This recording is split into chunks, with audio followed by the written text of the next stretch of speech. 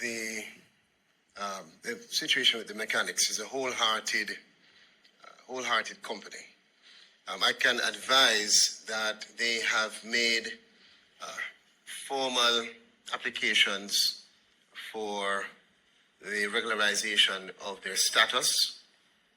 It is an interministerial process in terms of advancing the necessary assessments to determine if any sanctions or what sanctions through the Ministry of National Security, and also to identify and to advance whatever issues in terms of work permit or immigration status will be required for them to be regularized.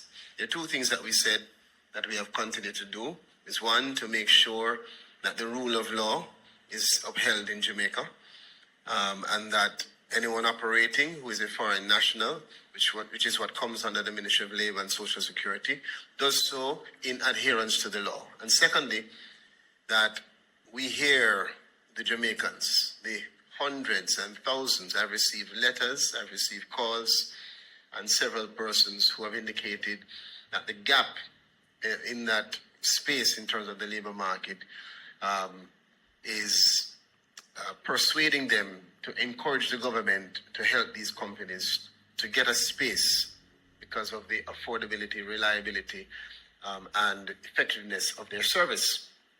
And so we do not create any barrier. We are facilitating as best as we can. Once the law is adhered to, we are continuing to do everything we can to ensure that they can reopen as quickly as possible. And those, I can tell you that the applications are now at the Ministry of Labour and Social Security. I'm sorry.